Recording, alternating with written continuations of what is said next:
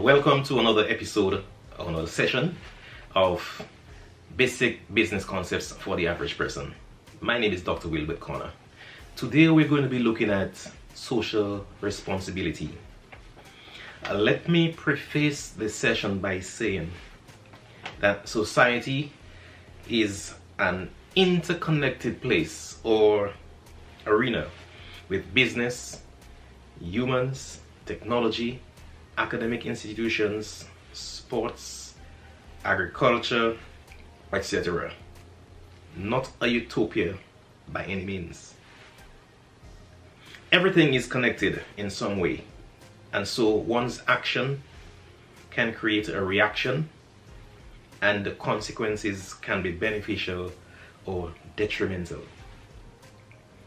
There are forward and backward linkages, so everything is connected or linked in some way or the other. For example, if a manufacturing plant mismanages its waste, then what do you think may happen? We may have a situation where waste is strewn all in the streets, in the rivers, in the creeks, etc. And we may be affected, our health may be affected in a negative way. A firm may have a disruptive work culture, poor labor practices. What may be the result? Disgruntled employees with low morale, and products that may be on the shelves that are not fit for consumption. If a school, for example, produces graduates who are at the bottom of the scale, they may lack character, and so their output to society's well-being may be compromised. So these are all important aspects that somehow are interconnected, whether directly or indirectly, and we're all affected in some way, somehow. I am cognizant that things can go wrong. Things do go wrong. Mistakes happen. But then there is what we call the contingency plan. That contingency plan comes under the umbrella of social responsibility for the business. Businesses have a responsibility to society, not just because they exist, but to their stakeholders. And who are the stakeholders, you may ask? The stakeholders are the customers, the employees, the community, and the shareholders.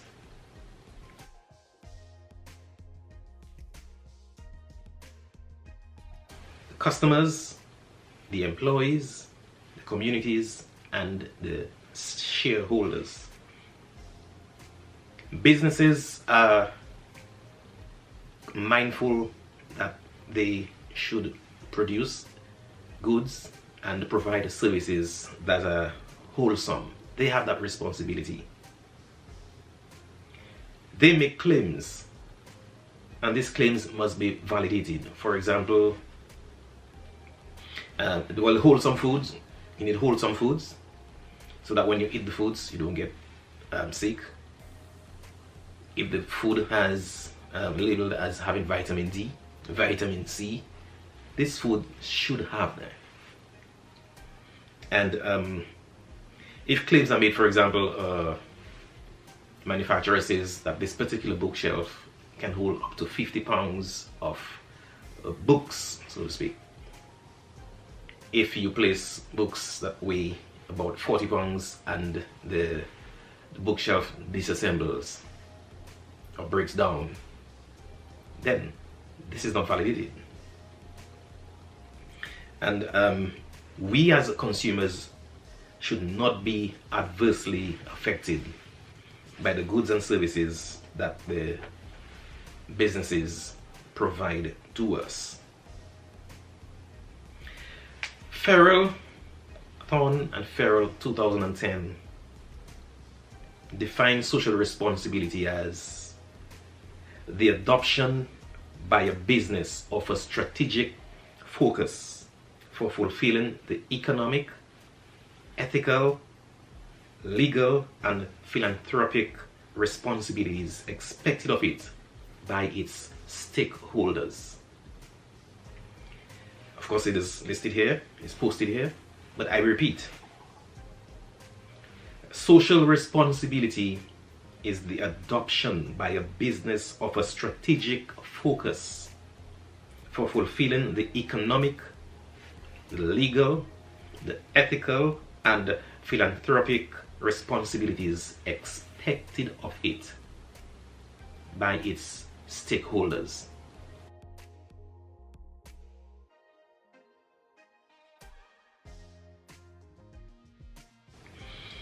Let me just repeat who the stakeholders are. The stakeholders are the customers, that's all of us, the employees, some of us, the communities, it involves all of us, the shareholders, some people.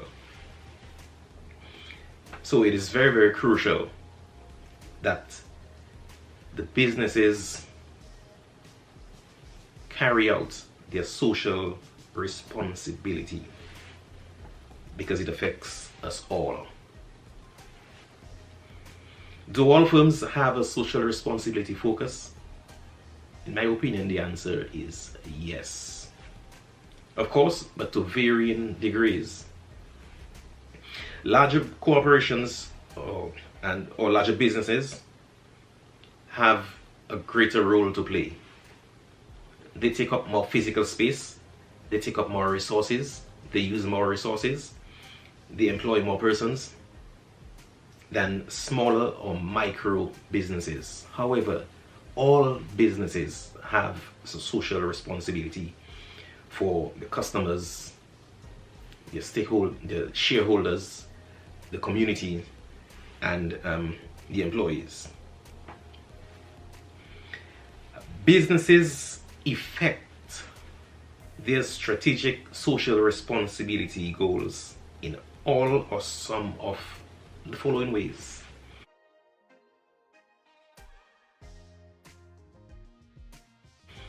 Philanthropy, as I alluded to, environment conservation, diversity,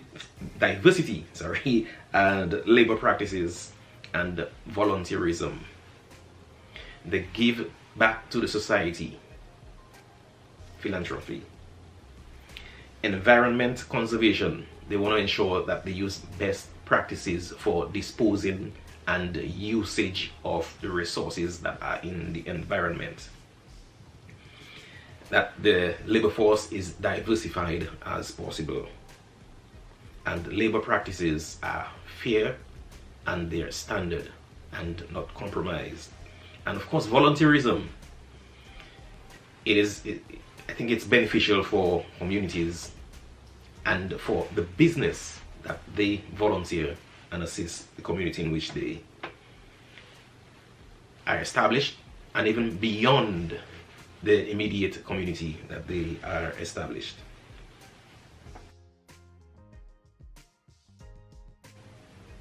Society has some expectations. But even before we go through this some expectations, let me just draw to our attention that as customers, as consumers, we have rights. So while the business is established to provide goods and services to us and to make a profit and to stay alive, to survive, we as consumers have rights, and there are 6 consumer rights, basic consumer rights that I want to mention here. We have a right to choose. We have a right to safety. We have a right to be informed. We have a right to be heard. We have a right for redress. And we have a right to privacy. Let me repeat. That's you and I have basic consumer rights that should never be infringed. A right to choose. Nobody should impose whatever they want on us. A right to safety. We have that right because nobody should trample upon us. In terms of people driving crazy on the roads, or the goods that they provide, the services that they provide should be ethical, should be wholesome, and should have the potency to do whatever the claim it can make or can provide. We have to be informed, whether in labels or rightly so in commercials and advertisements, of the good, the bad, and the potential hazard that can come about because of the use of these products, of some products. We have a right to be heard. In the event that we have some concern, we should be listened to and things should be done and corrected. We have a right to redress. I just alluded to redressing.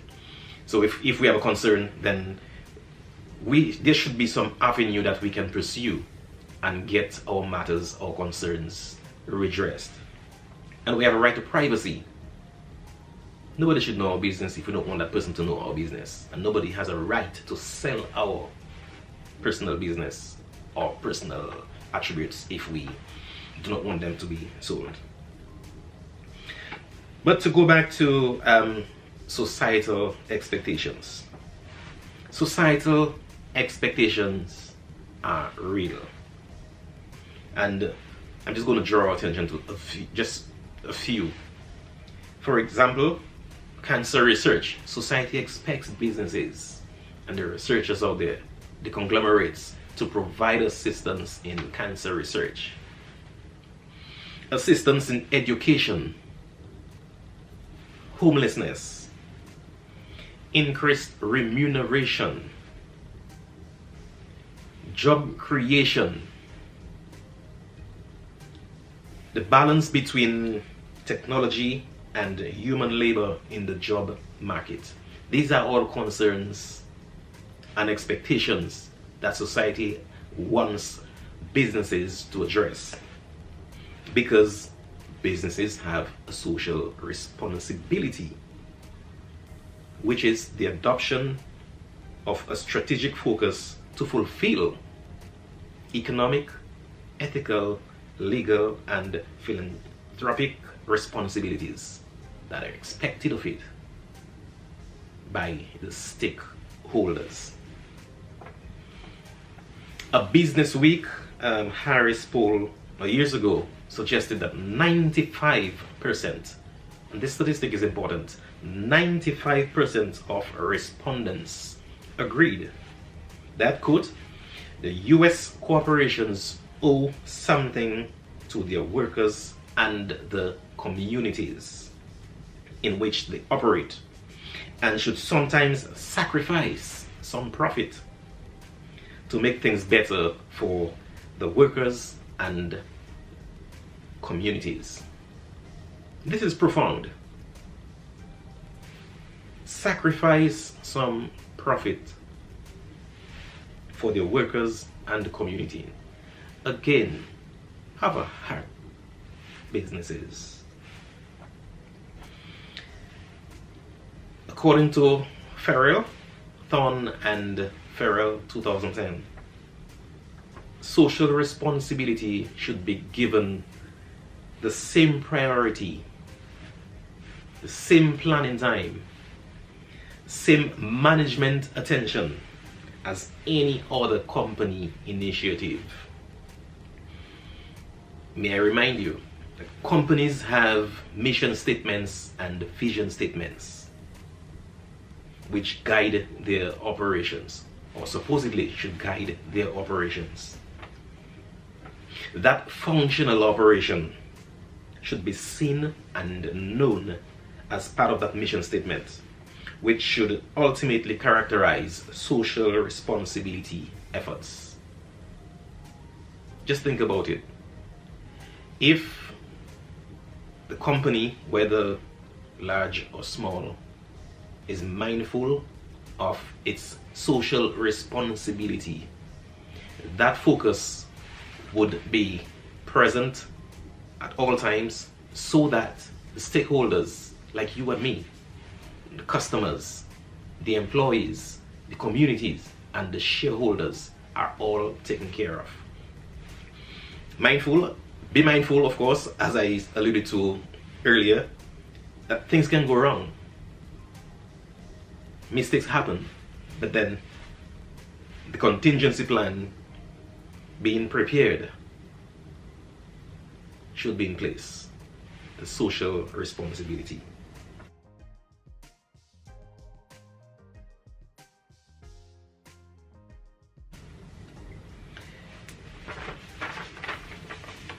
Of course, when companies or businesses adhere to best practices, they are rewarded.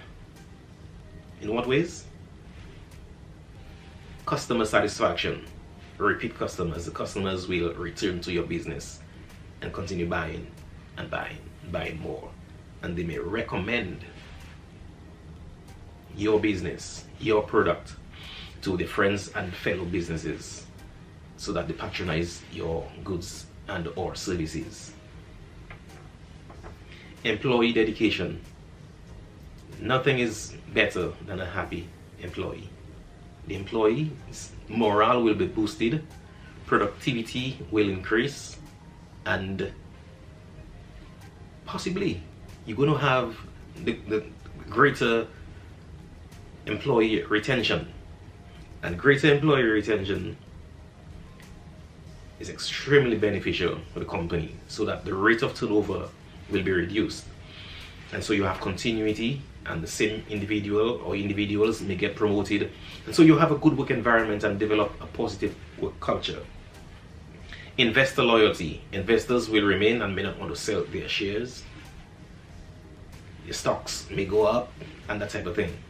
So it's important that businesses adhere to their own concepts and their own precepts of social responsibility at all times on a consistent basis. And also we can look at developing a strong community relationship. So businesses which exude a positive outlook on as far as social responsibility is concerned, they develop a strong community relationship. On the other hand, however, businesses can face penalties, whether they're legal or financial penalties. They may also face legal suits if they, of course, because there's always this liability. And customer defection.